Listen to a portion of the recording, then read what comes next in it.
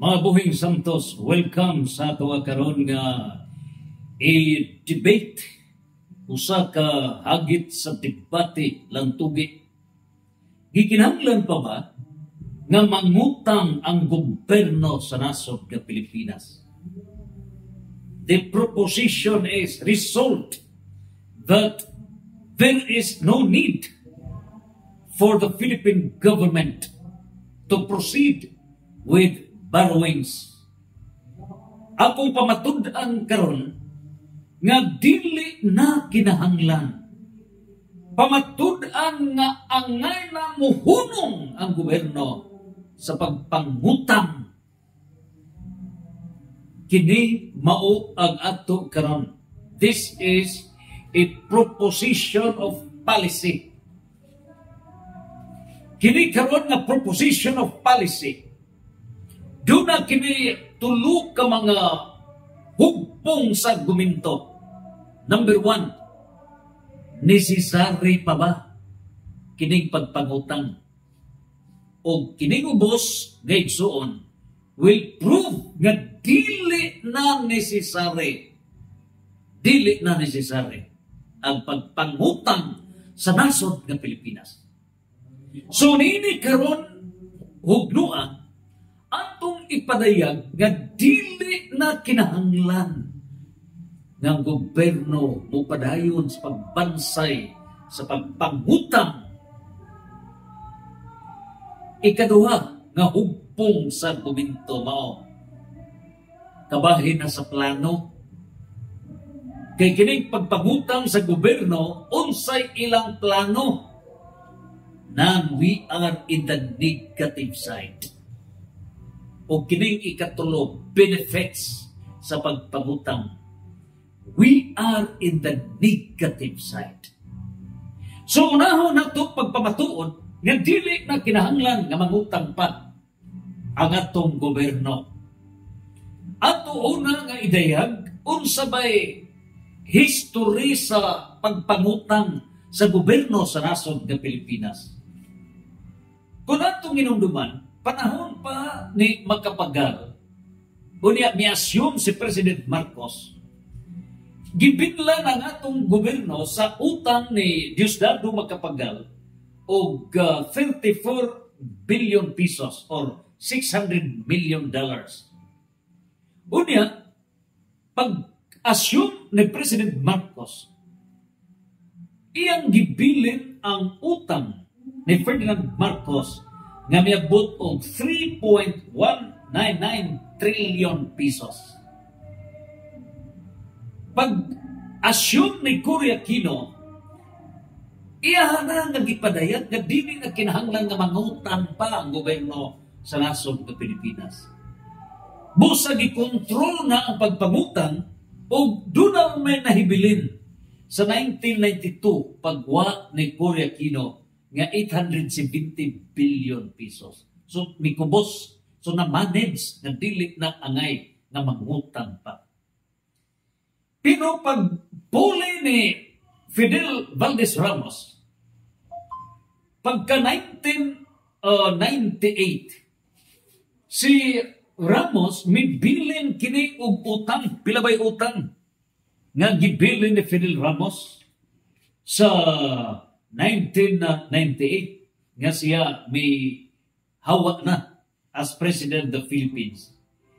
Niliputuha karon si Ramos left 1.496 trillion pesos.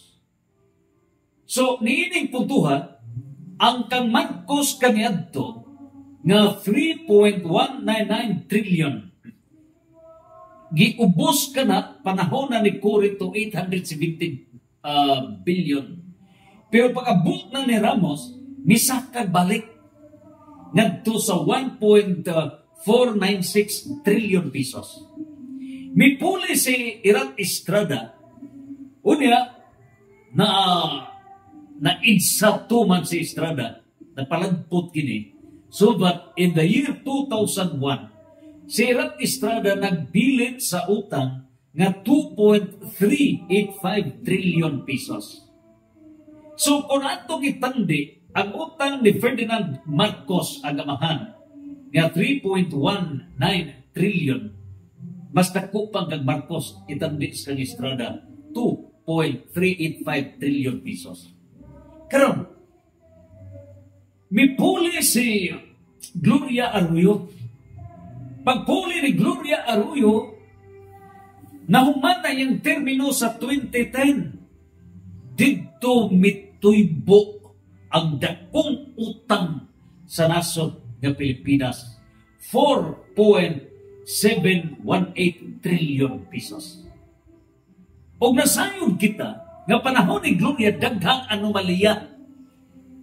Mao gani ang ibon guban pag social media, mass media na kapadayag nga highest nga daghang graph charges panahon kang Gloria aside nito Hilo Garcia.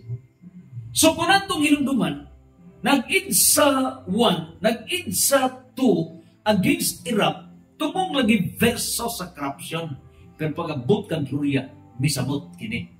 So 4.718 trillion pesos. Utang. Nang karon mag-analyze kita ni ini, para asa di ay ang utang. So, mihuman si Arroyo o mipulit si Benigno Noynoy Aquino. Pagkahuman ni Noynoy Aquino sa 2016, nagbilin siya misaka na sad ang utang 5.9 trillion pesos. Dako na. 5.9 trillion pesos. Mipuli o mibanos si Rodrigo Roa Duterte. Nasayod ba mo? Pilay utang? Ilabihan ka dako? Kaya ang 5.9 trillion pesos nahimo naman nga 12.79 trillion pesos. Grabe, more than one half. Gilabuan. So, ang 5.9 trillion pesos, more than times 2. Kaya pag-abutan ka Duterte 2022, gibinla ng Pilipinas sa 12.79 trillion pesos. O maugkanto ang gitawag og Bell projects ni kanhi Presidente Rodrigo Duterte.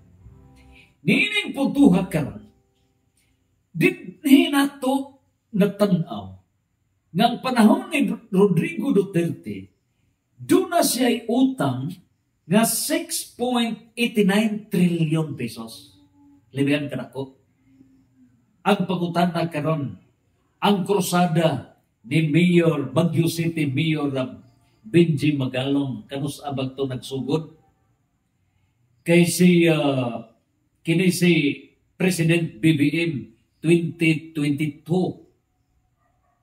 Nining puntuha, si Rodrigo Duterte was nahuman 2022. Pero si Magalong matud pa niya, nag-start na siya sa iyang krusada mga 2017. And therefore, panahon pa ni Rodrigo Duterte. So, human ni Rodrigo Duterte, sa 2025, in a span of 3 years, ang utang na ni BBM miabot na kini og 17.56 trillion pesos. So kining 17.56 trillion pesos, in a span lang sa 3 ka tuig, si BBM doon na 4.56 trillion pesos. So, kining 4.56 trillion pesos in the 3 years lang, posible nga in a span of 6 years, mahita po nga 9 trillion, mulabaw pa sa 9 trillion ang himuong utang panahon ni BBM. So, kining karon nga 9 trillion panahon ni BBM nga utang package deal, mulabaw pa sa estimate ni ini. Kaya in 3 years, it is 4.56 trillion. So, 3 years, times 2 ni mo na, 9 trillion pesos may tabo for another 3 years. Minimum lang kada 9 trillion pesos. So, the main point now, pila naman di ay ang utang sa Pilipinas niini karong panahon, it is 17.56 trillion. Kung i-divide na to sa mga Pilipino, pinabay utang sa matag Pilipino, grabe, minimum of 150,000 matag Pilipino.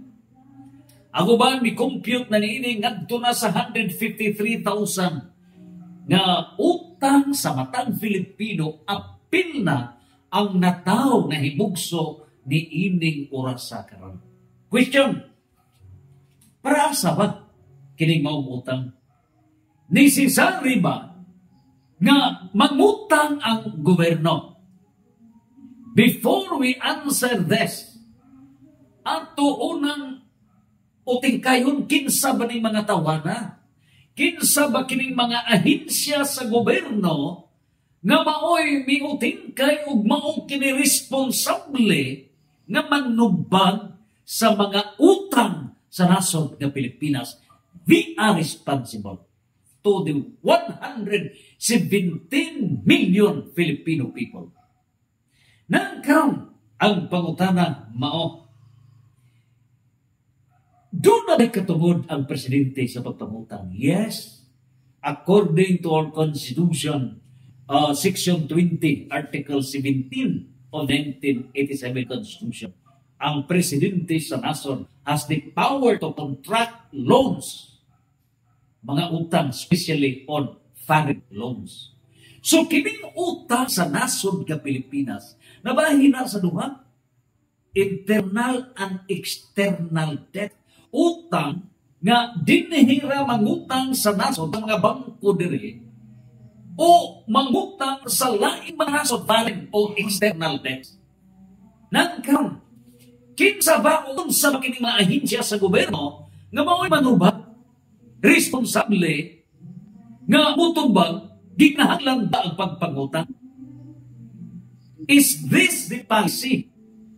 Hining po karon kining mga departments, Department of Finance, Department of Budget and Management, Department of Economy, Planning and Development, Office of the President. Of course, may nag-lead niini ang Bangko Sentral ng Pilipinas. So kining 5 ka mga buhatan, if we exclude the Office of the President, upat kini Department of Finance, nga mao kini responsable sa fiscal and financial affairs, including sa management sa local government funds. Kini Department of Budget and Management mo mutanaw sa process, budget process and financial management ug labaw sa tan pag-coordinate kini sa Bangko Sentral ng Pilipinas and other agencies on debt management. Sa ato ba, kung dunay utang ang Department of Budget and Management, mao na imutanaw in prediction sa Bangko Sentral ng Pilipinas kung manageable ba ang pagpangutang. And that's the Department of Budget and Management. Responsable niini. Manageable ba ang pagpangutang, pagbayad niini? Unya, kini Department of Economy, Planning, Development, involved kini sa project implementation funded by foreign loans. Santo pa, kung doon na kay utang gikan sa gawas sa nason, ang mutanaw ni ini kung na-implemented ba ang mga proyekto na supposedly funded ni anang mga utang, mao ang Department of Economy, Planning and Development. Kaniadto, NIDA, National Economic Development Authority. Kung napatuman ba ang mga projects? Karon, kini karon nga Bangko Sentral ng Pilipinas, ang trabaho ni ini mao ang pag-ensure o pagpaniguro the sustainability of external debt nga makasustener gyud ta sa pagpangutang and provides oversight on foreign borrowing proposals. So, niining tanan, they consolidate their efforts ngadto na sa office of the president. Di ng presidente dunay kagahom sa pag-contract o loan o foreign loans pinasikat sa Section 20, Article 7. Karon, atong analisahon niining puntuhan. Kay kining sakit, matawag ba kining sakit sa pagpangutang? So, pagpakinig panahon ni FM, sigig utang ang mga presidente sa Pilipinas nag-contest kinsay top notcher sa utang. Karon niining puntuhan, unsa o paraasa magyud ang utang? Mauna diha ang bangunan. Dinhi nato napamatud-an that the very purpose of borrowing funds is for infrastructure projects. Maudi ay to ara. So ang purpose yining utang maong paghimo sa mga nagkadaiyang nga mga infrastructure projects. And speaking on infrastructure projects, we have the Department of Public Works and Highways, the implementing department of the government. So mao di ay nga kining mga utang para ni sa infrastructure projects. But mind you, kung muhisgo ta sa mga infrastructure projects, do not try tulog ka paagi. Take note. Speaking on infrastructure projects, there are three ways nga makaihimo ta niya mga infrastructure projects. Number one, locally funded. So kung locally funded, ang mga NGOs makahimog mga infra projects o kaha ang atong kagamhanan sa nason makahimo ni locally funded. Ikaduha, pwede nga doon natay gitawag og infrastructure projects but using the public-private partnerships. So, nining po sama ba sa bridge proposed si Boto Bohol o kaha sa nagkadailan ng mga projects mahimo ka public-private partnership. So, ang privado na corporation mao'y mo funding niya na. So, in partnership with the Philippine government owning na mao'y tag-iya sa properties. So, funding support, capitalist partner, ang maong gitawag o private partner, mao ka capitalist partner. On the other hand, ang gobyerno sa owning the properties. So, niya nagkaroon ang public-private partnerships.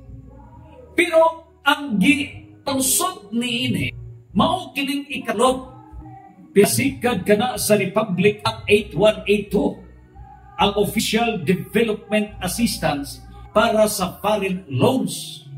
O kini mao'y gilutsan ni ining Kongreso, gilutsan sa Presidente, gilutsan sa mga political leaders sa nasod ng Pilipinas para mapangutang ta. Naglumba ang mga political leaders, naglumba ang mga presidente kinsay labing taas na pagpangutang. Niining puntuhan karon, it is a proven fact that kining pagpangutang intended for infrastructure projects. Na unsa ba kining infrastructure projects?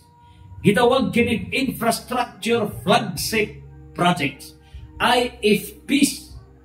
So mao kini para ma-include niini ang big ticket projects. O unsa kining big ticket projects? Mao kini ang gitanaw, ideally speaking, mao kini ang major bottlenecks. Mao kini nag-focus sa transportation, water resources, o energy. So, tulo ka mga infrastructure flagship projects. Transportation. So, diyan na sa transportation, apil na kini ang, of course, kining magdisinting nga mga kalsada, unya versus nasa flood, kining mga flood control projects along niini karon sa atong mga highway. Unya water resources o energy. So mao kini ang ilang gitan-aw karon ang pangutana. Sa diha nga mao kini ang ideal nga giplano, nakita nga once matuman kini ang Philippine economy moasinso. Unya ang kinabuhi sa mga Pilipino mauswag sa ang dagan sa economy. And out of that, mauswag ang nasod nga Pilipinas. Karon, mao kini ang plastada. Pero ang pautana mao, tinuod ba? Tinuod ba na mao gyud kini ang gihimong sukaranan? Dito kita natilabho. Dito ta. Ano? Because the people, the Filipino voters are part of this scandal. Kabahin ang mga Pilipino. When the demon of deception starts from the people are responsible for the demonic operations of the government resulting to its bankruptcy. Ngano ba? Logic dictates process of executive. Na atol sa piniliay, kining mga politiko na ni mga agalon nga mga dagdong negosyante. Ubusa mo advance kining millions, billions nga mo ning mo funding sa eleksyon. Mo nang pamaliton ang mga botante. Pagpamalit na sa mga botante, it is a contract that the voters would agree kung unsay buhaton to whatever be the operations of these crocodiles and funds in the government. So, mao ni nahitabo sa nasod ka Pilipinas. Sa diha ng mga Pilipino na himong crocodile voters, they are creating crocodiles and funds. O giining tanan, ilang bawion, asa man sila o ipawik. Ang sweldo gamay ra. It is times 5, times 10, times 20. Itandi sa nagasto. So naturalmente mamawi ning mga kandidato paglingkod na sa kagamanan. O sa pamaagi nga mabawi nila sa unsa ba? Dili man pwede adto sa sari, kaya alkansi naman sila sa sari. So, adto sila mangigo sa mga infrastructure projects. And this is the very reason nga nga pastas ang pangutan ni BBM na buot og 4.56 trillion pesos in span of 3 years.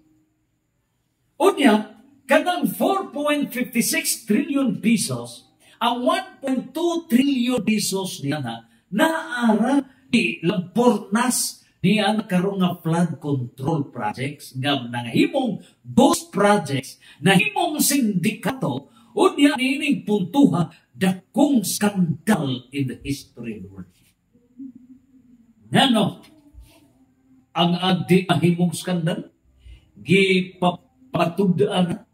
Pasalamat kita ni Baguio City Mayor Benji Magalong ngayag yun nga divulge gipadayat niyang tanan. Nanon sa daya ang nahitabong ini?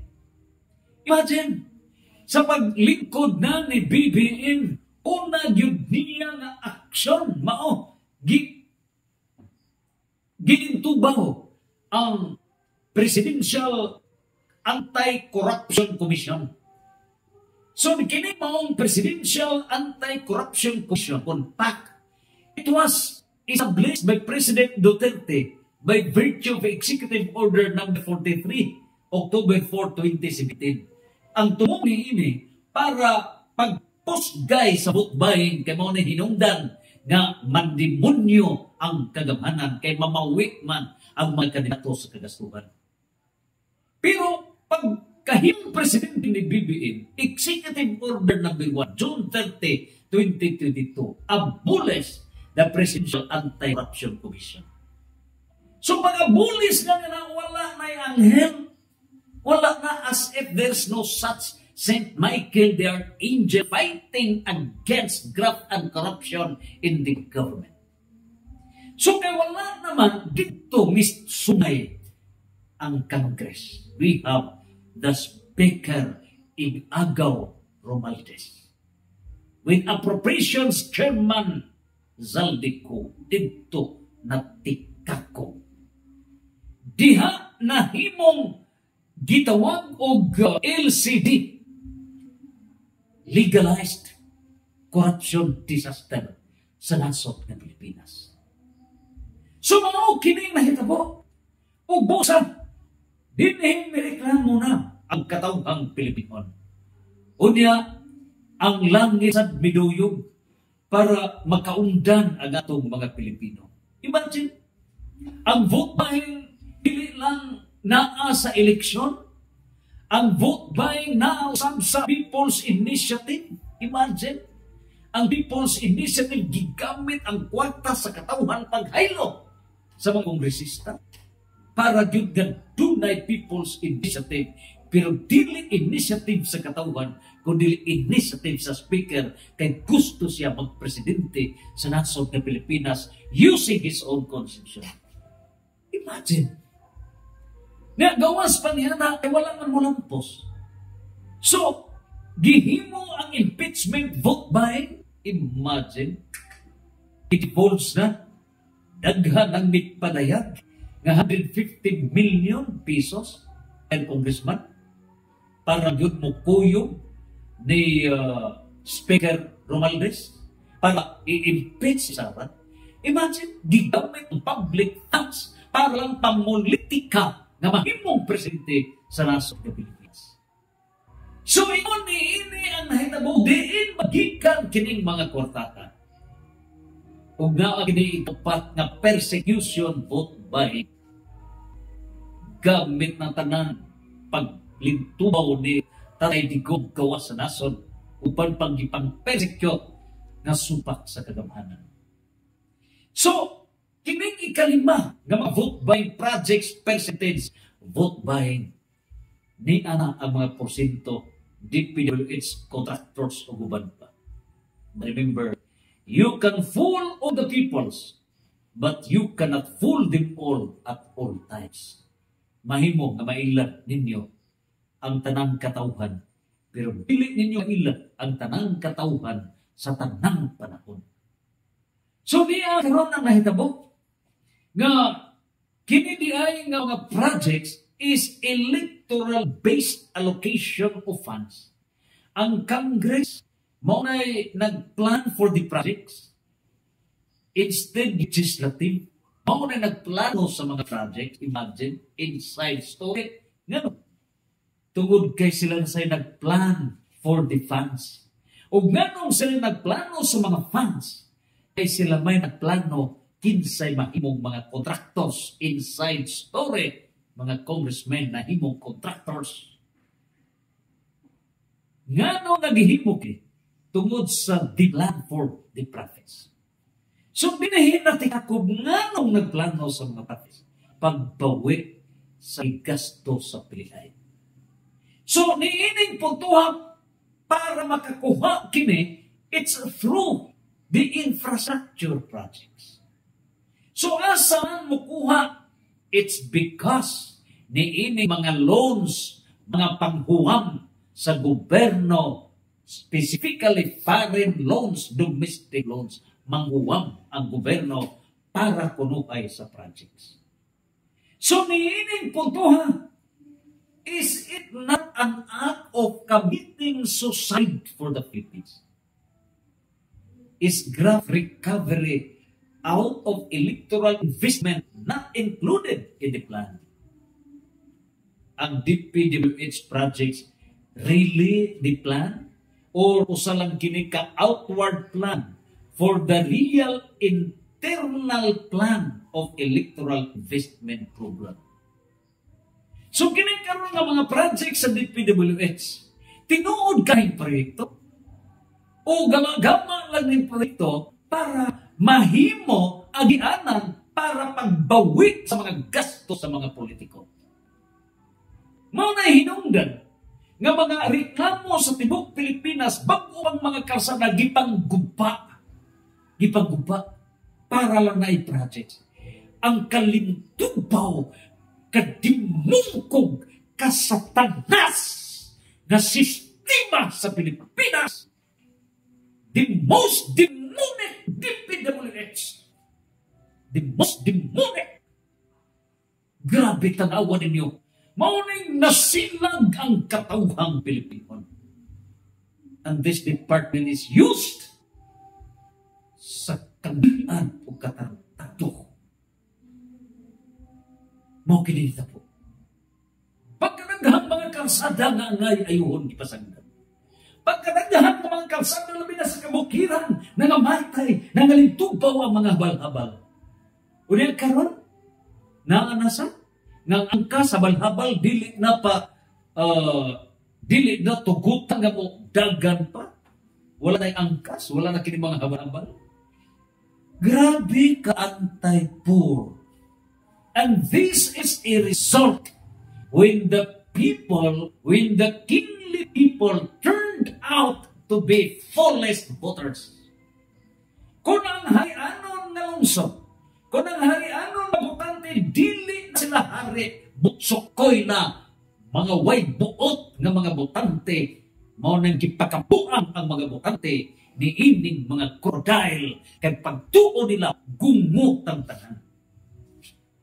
And we are worthy for such penal resort sa himo sa mga Filipino voters. So, mao kini ang nahitabo sa nasod nga Pilipinas. O nga, nini ito ha, ngano ba nga substandard man? Nganong ang mga kalsada in span of 2 years ha? Wa pagkakabot of 2 years, nangaliki na. Imagine, pila ka buwan nangaliki na. Ngano ba? Nga ang mga bridges sumugpan pa, ngano ba? Naguba naman. Ngano ba? Substandard. O nganong substandard, di ade ang data as divulged. Diwa kaabot og 30% ang nadapat na project. Imagine, 30% para sa proponent Congressman, Senador, DBM, DPWH. 30% na. 7% for tax, 8.5% DPWH district. Pahat na lito. 6% budget na sa bidding, dagdag pa din sa sikot. 1% sa testing, araw pasar ko na bisan dilit mo pasar. Nagli ka mga sindikato. 3% royalty, ay gipahuwang og license, mabot pagkang subcontract 1, subcontract 2, subcontract, etc. Grabe, kadua-dua. O niya, 1% nagpo sa inangayan sa kuwa, kaya dili mo kakat ang kuwa. Imagine, gapil. And it is really possible. Kaya kung mapay bigayay diha sa kuwa, kuwa man mo-speak niya na.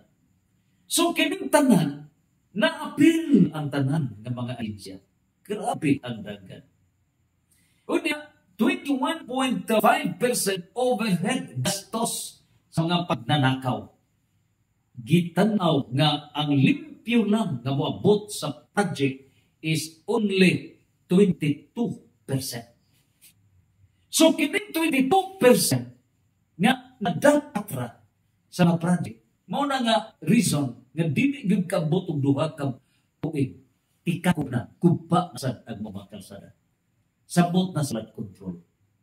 So, di maging kwarta tungod din sa funding for infrastructure projects nga ang tinugdam ni mao ang mga utang sa asol ng Pilipinas. Tungod na ini gitawag og mga utang sa asol ng Pilipinas. Ang pangutana ron, ginahanglan ba nga mga utang? result undang sa pagpangutang. Ngano, nahimo kining gatasan sa asumayan sa kagamanan. Nahimo kining tinugdan sa kabuang making a crocodile government. This is because the source, the making cow of a crocodile Congress. Mauni ang hinungdan. Mantugra kay magmugastong multi-million, multi-billion. Di ana ang akong sabi. Di ana. Mao nga ang presidente na masigahom sa konstitusyon nga magpangutang. O niya, kinikaroon nga Department of Finance, Department of Budget and Management, Bangko Sentral ng Pilipinas, Department of Economy, Planning and Development. Kini. Mauni ang nag-appeal, of course, with the office of the President. Mauni ang plano. Kung kini nagkadaiya ng mga departments, their role is not discretionary, but ministerial functions. Ministerial functions ka na sila. So, ang presidente, kay maumahir, of course, taking advantage of opportunism, mauna nga, birds of the same feather flock together. So, kinsabay mo hatag policy ni ini, kinsabay mo sumpo ni ini, pahuway na mo, Generation W, pahuway na mo, please, pahuway na mo. Because you are murdering the future of the young generations. We defend the future of the young generations. Inyong gimurder ang future sa ato mga kaigsunan. Murder of the future of billions of Filipino people. We protect the Generation X, shall protect the future of Generation Y, the millennials. The Generation X shall protect the future of Generation Z. The Generation X shall protect the future of Generation Alpha. Dili na mahimo na kamo mga dumar sa gobyerno binuang mismanaged government. Mismanaged. We protect the future of Generation Y, millennials, Generation Z, Generation Alpha.